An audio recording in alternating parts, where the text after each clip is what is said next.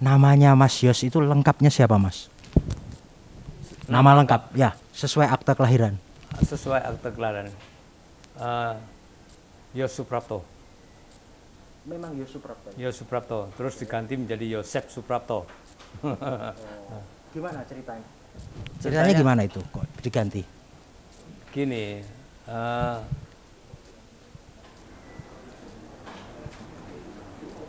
yang mengganti itu sebetulnya bukan saya ya. Yang mengganti itu orang namanya Saiful Bahri. Karena dia tahu bahwa saya ini dulu 26 tahun sebagai exile, ya, sebagai political exile, aktivis 74. Nah, sehingga ketika saya pulang ke Indonesia, kawan-kawan yang tahu latar belakang saya itu overprotected, melindungi saya dengan cara-cara yang seperti itu. Dan saya merelakan, saya bahkan meninggalkan semua atribut-atribut akademik saya, ya, dengan terus merelakan untuk turun ke akar rumput, melakukan banyak penelitian ini dan itu, ya, dan nama saya pun dirubah. Itu saya sebenarnya lahir tanggal 25 Oktober. Ya, tapi terus diganti menjadi 26 Oktober. Kayak gitu-gitu. Sebagai bagian dari keamanan ya. Sebagai untuk keamanan ya, keamanan diri ya. Kan dulu namanya ya. Tapi saya lahir di Surabaya 25 Oktober. Ya. Dan ini sebenarnya tahun 50 ya, tapi disulap lagi menjadi 53 karena saya awet muda. Ya Mas, In Exile itu peristiwa apa Mas? Ya? Yang membuat Mas Yos harus peristiwa malari. Ya, ya jadi pada waktu itu sebelum Jakarta meledak kan Surabaya dulu yang meledak. Saya dulu kuliah di ASRI, ya angkatan 70. Terus saya ASRI di Jogja. ASRI Jogja. Ya, tahun 70. Tapi karena aktivisme saya sering ke Surabaya dan saya kumpul dengan beberapa teman ya, para aktivis di sana dan ya bikin sesuatu di Surabaya, tanah kelahiran saya. Dan rupanya kawan-kawan yang sepakat bahwa untuk menumpahkan kemarahan kita kepada kolonialisasi baru Jepang lewat kesepakatannya Soeharto melalui penandatanganan perdagangan jangka panjang, itu kami melihat dengan Jepang loh ya, itu menganggap bahwa Jepang kembali menjadi penjajah di negeri ini. Oleh karena itu kita protes kebijakannya Soeharto waktu itu, dan kawan-kawan Surabaya sepakat untuk ya bikin gara-gara. Jadi semua produk-produk Jepang kita bakar. Sebelum Jakarta meledak, sebelum 15 Januari. Iya, Surabaya lebih dulu. Itu. Terus makanya merembet kemana-mana ke Jakarta segala itu. Tanakanya udah datang atau belum waktu itu? Tanaka sudah datang. Sudah datang. Ya, ya. Tanaka datang, kita bakar itu. Nah, itu yang pada akhirnya ketika ada pengkhianat yang membisiki yang melaporkan siapa sebenarnya siapa saya dan apa pekerjaan saya di Surabaya, mereka teman-teman saya mengkhawatirkan, termasuk Arif Budiman. Arif Budiman menyarankan saya secepatnya pergi ke Bali. Dan saya harus pergi ke Bali, dan pada waktu itu di Bali ada namanya Profesor Herbert Faith dari Monash University. Nah, Herbert Faith menyarankan saya pergi ke Kupang. Nah di Kupang itu ada teman yang lain, kurir yang lain yang sudah mempersiapkan tiket saya untuk pesawat ke Darwin. Itu kejadiannya seperti itu. Dan mulai dari tahun 75 sampai tahun 2000, ya, tahun 74 sampai tahun 2000 Itu saya ada di Australia. Apa yang menjadi karya Mas Yos ini sesuatu yang bukan muncul tiba-tiba. Memang sejak dari umur belasan tahun kan. Betul. Beraktivitas di dunia yang berpihak pada rakyat kecil gitu. Iya. Ya, Mas, kita lompat ke karya-karyanya Mas Yos ini. Topi ini topi Amangkurat ya, Mas? Ya. Siapa itu? Terus saya bagaimana untuk menyimpulkan bahwa figur itu adalah figur penguasa? Mas, saya menggunakan simbol kekuasaan dong, penguasa. Kalau hanya kopiahnya Pak Ustadz, belum tentu dia seorang penguasa, kan betul lah. Nah, itu mahkota raja yang saya pakai. Tapi yang dipilih adalah topi mahkota ini ya. Loh, yang kan gampang, lihat itu garisnya. Kan lebih menyesuaikan ini kontur dan lekuk-lekuk garis. Oke. Kalau lekuk-lekuk garisnya kaku ya saya akan lain lagi gitu loh. Mungkin kopiahnya Batman. Ya toh? Nah, ini lekuk, lihatlah itu. Nggak mungkin dong. Saya kan bagaimanapun juga masih mengikuti estetik, aturan kesenian yang estetikanya itu harus disesuaikan. Nah, jadi garis itu nggak boleh bertabrakan supaya terjadi yang namanya keharmonisan. Sama dengan hubungan cinta itu. Hubungan cinta itu kalau seandainya bertabrakan kan nggak bisa menciptakan keharmonisan. Itu loh. Nah, kehidupan yang harmonis itu yang harus keseimbangan garis, keseimbangan warna. Makanya di situ kan ada warna apa saja kan seimbang. Itu adalah hukum positif negatif. Itu loh. Itu dalam karya seni itu seperti itu. Lukisan ini harus tidak bisa dipisahkan dengan konteks sejarah atau perjalanan bangsa Republik Indonesia ini. Ya, Anda tahu bahwa sejak tahun 65 itu yang namanya bangsa Indonesia itu mengalami trauma yang psikologis yang begitu dahsyat. Ya, atas pembantaian rakyat Indonesia yang tidak berdosa. 3 juta manusia dibantai begitu saja itu. Setelah 1 Oktober 65. Ya, tahun 65 itu pembantaian 65 itu mengakibatkan bangsa Indonesia trauma psikologis yang luar biasa. Mereka hidup di dalam sebuah ketakutan. Ketakutan yang semacam ini menghasilkan apa yang disebut perubahan psikis, ya. Sehingga setiap orang, setiap individu, ya, yang ingin selamat tidak dituduh untuk menjadi PKI, anggota PKI, dia harus bohong untuk melindungi identitasnya. Ya, dia bohong. Itu. Jadi kebohongan yang dalam hitungan puluhan tahun itu menjadi kultur. Nah, kebiasaan. Nah, kebiasaan itu suatu tindakan yang tidak pernah menggunakan otak. Dia melakukan secara otomatis. Itu ya. Nah, pembantaian 65 ini bukan hanya menghasilkan kultur bohong, ya, pada akhirnya, tetapi untuk menyelamatkan diri sendiri kan terus diri sendiri. Itu lebih penting. Nggak peduli itu saudara, kadang-kadang dibunuh untuk dirinya sendiri. Itu muncul ketika itu berjalan dengan hitungan waktu, itu menjadi hyper individu. Makanya bangsa Indonesia itu sudah kehilangan yang namanya sense of gotong royong. Kalau dulu zamannya saya kecil, itu membangun rumah itu dalam hitungan 1 hari berdiri karena orang seluruh kampung bekerja. Peduli dengan sekitar. Iya, benar. Nah, sekarang itu untuk membangun satu rumah itu harus mengeluarkan dananya berapa, biaya berapa, ya. Dan tidak mungkin kalau ada misalnya angin roboh dan yang lain-lainnya itu kita tidak mengeluarkan duit untuk membiayainya. Kalau dulu ada angin roboh, orang seluruh kampung saling menolong, saling membantu, gitu loh. Ini fakta. Jadi kita kehilangan kultur gotong royong, kultur toleransi, kultur solidaritas itu hilang, ya, akibat peristiwa 65 pembantaian karena kejiwaan kita itu sudah bobrok.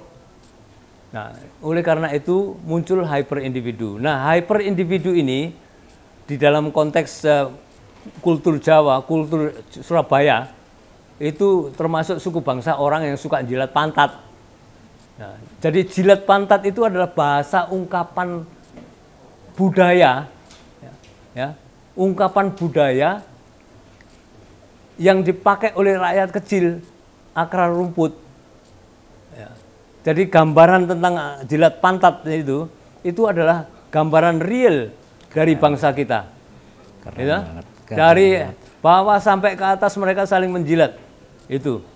Nah, yang saya katakan lagi, figur di atas yang di atas itu, dia menikmati makan wine dan buah-buahan dan buah makanannya, laki dan perempuan. Dan lihatlah yang di sampingnya itu apa?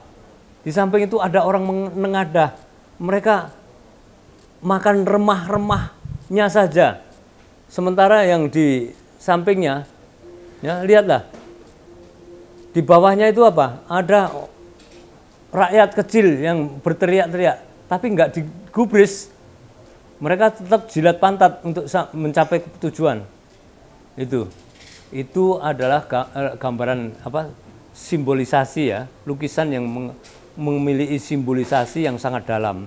Itu adalah refleksi dari ungkapan saya tentang pemahaman budaya kita yang telah kehilangan budaya gotong royong, budaya toleransi, budaya yang itu sudah hilang menjadi seperti itu. Gitu loh. Akarnya dari 65. Ya, akarnya 65. Itu. Akarnya ketika kita sudah kehilangan pegangan, ya, bahwa bangsa kita itu bangsa yang adiluhung. Itu. Terus apa? Ya menguntungkan, ya apa yang menguntungkan diri sendiri. Makanya saya katakan dengan budaya hyper individu ini, korupsi di negeri kita akan sulit untuk dihilangkan. Akan sulit. Ini ada kayak mata di atas. Ya. Melambangkan apa itu, Mas? Mata. Yang satu mata di atas. Satu mata. Itu simbol yang sering dikatakan orang sebagai penipu, dajjal itu. Dajjal itu penipu. Dia menipu itu dalam pemahaman kultur yang sudah umum, ya. Budaya umum. Dajjal itu penipu. Dia menyelewengkan ajaran Tuhan untuk masuk ke neraka manusia-manusia ini mengikuti dia. Itu simbol aja, simbol kebohongan. Itu sudah ada di sana. Dan di bawahnya ada IKN, ya, ada istana itu. Iya.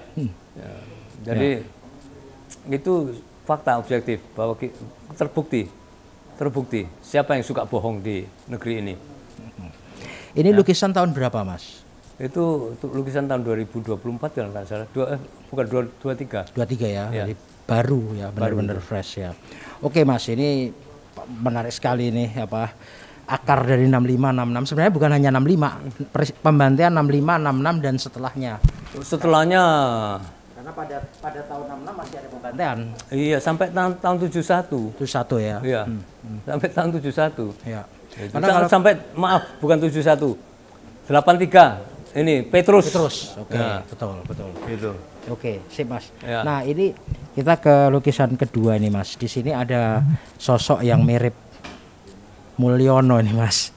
Lagi deket-deket sama kayak banteng merah. Nah, ya.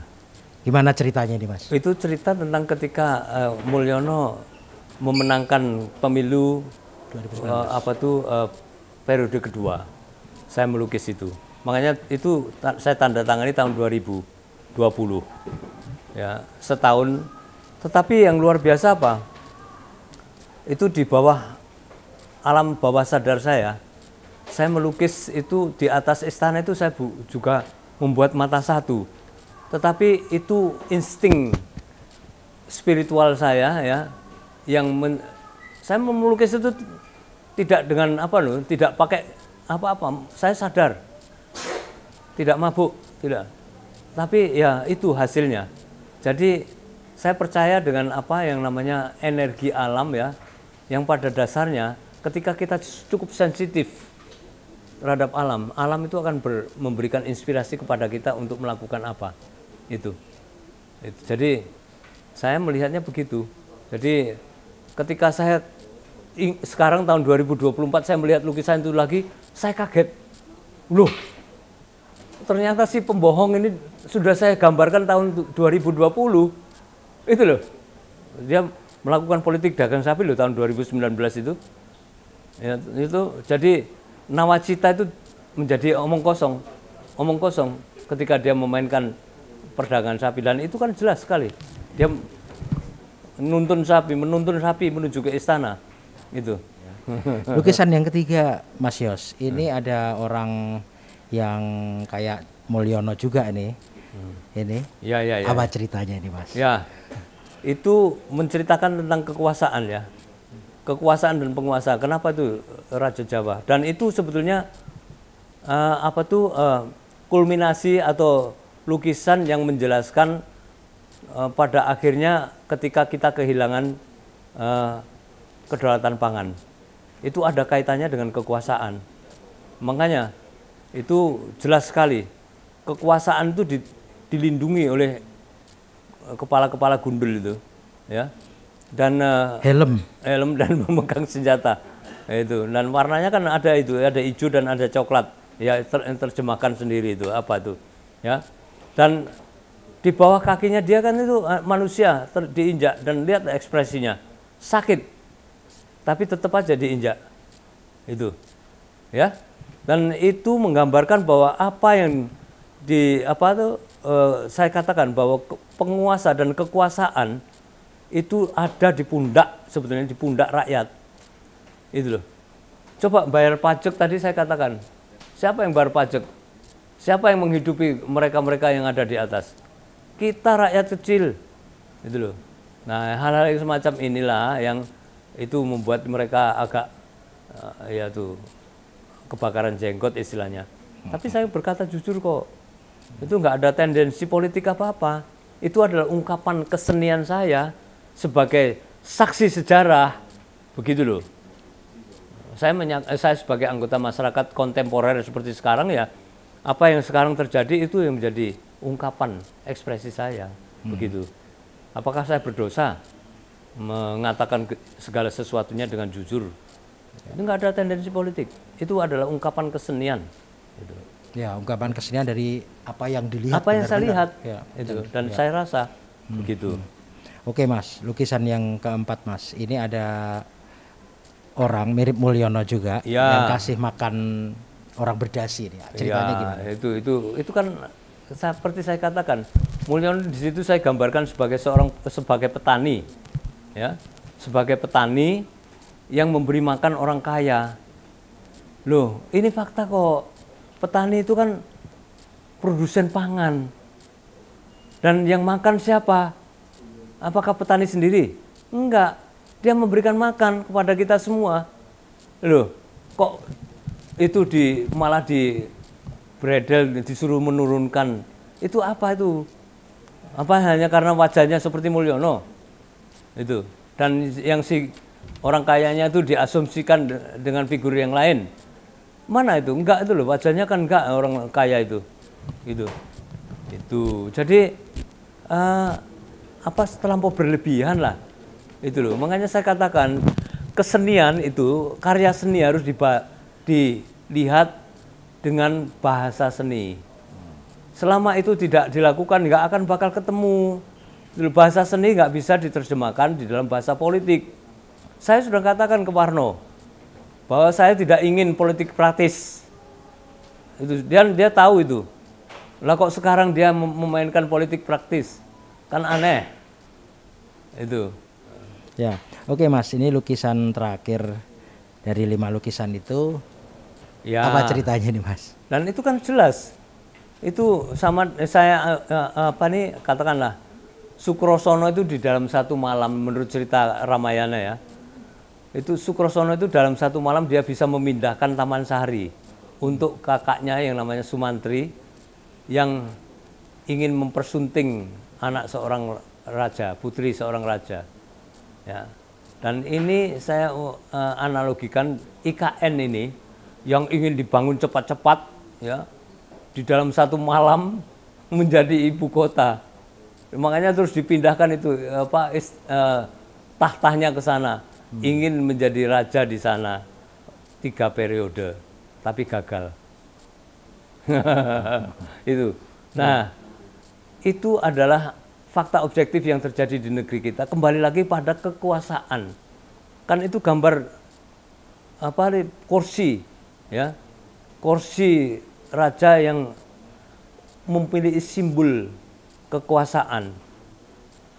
Kekuasaan yang ingin selalu akan dibawa kemana-mana oleh yang ingin menjadi penguasa. Tapi dia telanjang, hanya pakai kancut. Itu kemampuannya hanya sampai di situ. Makanya IKN tuh yang katanya sudah selesai bulan ya, kapan itu bisa dibuat upacara kemerdekaan, nggak terjadi toh. Makanya ambisi terlalu besar, ambisi untuk menduduki kursi itu tidak sepadan dengan tubuhnya yang kecil itu. Terbang melampaui ombak dan lautan dengan membawa impian-impian di dalam satu malam menciptakan ibu kota. Nonsen. Dan itu salah. Ini hubungannya dengan kekuasaan. Loh, kekuasaan dengan kedaulatan pangan itu katanya nggak ada. Siapa yang bilang kekuasaan itu selalu ada kaitannya dengan kedaulatan pangan? Loh, ini adalah segmen ke segmen yang tidak bisa dipisahkan. Gitu loh. Lah kok mau diturunkan itu ada apa? Ya. Tadi Mas Yos cerita bahwa kurator Warno sudah pernah melihat lukisan ini sebelumnya. Sudah, orang itu di tembok saya kok, di apa dinding. Bagaimana komentar waktu melihat? Kamarnya, dan nggak ada komentar, nggak ada. Artinya ini biasa saja ya. Biasa aja. Dalam dunia seni rupa itu biasa saja. Kok yang anehnya tuh pada saat-saat terakhir mendekati hari H, tanggal 17 Desember, kok baru komplain tentang 2 lukisan itu. Terus yang terakhir lagi tanggal 19 itu kok tiba-tiba saya suruh menurunkan lagi 3 karya untuk menjadi 5 karya. Ada apa?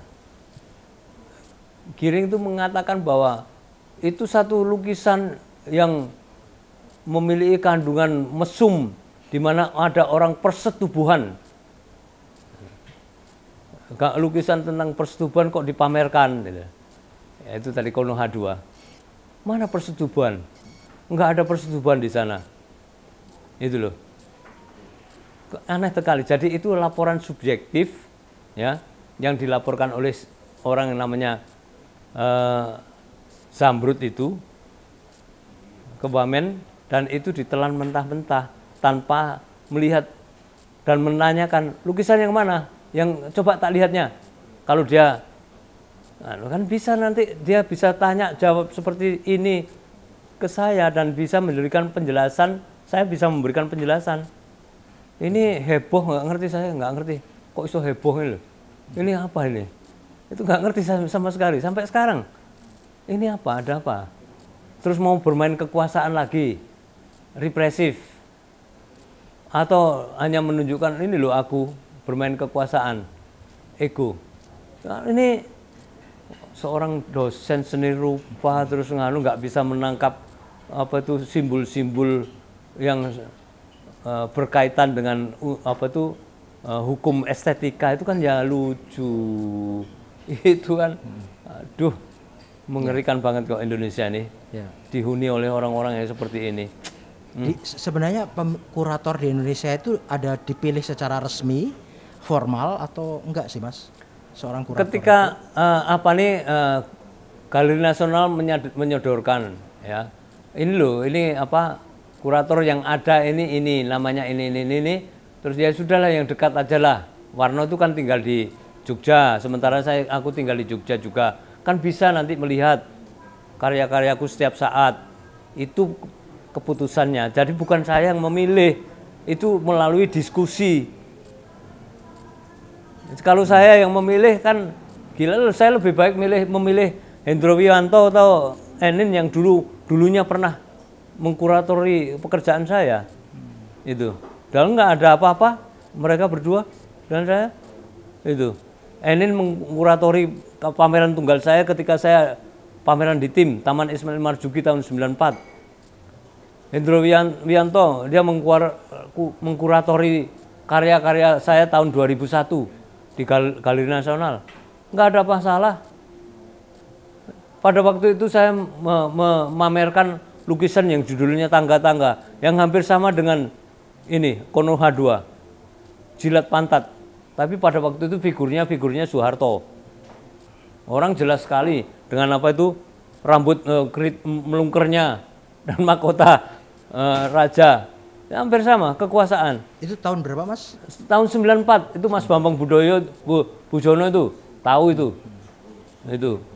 Itu zamannya dia masih ganteng-gantengnya itu. Nggak tahu sekarang gantengnya apa itu. Oke Mas, saya udah selesai. Ya. Terakhir Mas, mungkin dua lagi. Yang pertama saya ingin tahu apa ada komentar dari Hilmar Farid mengenai masalah yang terjadi sekarang ini. Belum ada, saya tidak bisa berkomunikasi dengan beliaunya. Maksudnya tidak bisa gimana? Berkontak telepon? Ya, lewat telepon juga enggak. Ini, saya beberapa kali dia mungkin berusaha menghindar ke saya karena atau cari aman juga? Iya, cari aman. Enggak tahu saya. Pokoknya itu, saya enggak bisa berkomunikasi. Oke, ya. Mas, banyak orang sekarang mengarahkan kemarahan pada Jokowi, pada Mulyono, tapi lupa pada kejahatan Prabowo. Ada komentar nggak, Mas? Wah, saya bukan apa tuh komentator. Tapi terpikir nggak? Wah, enggak, saya nggak mau.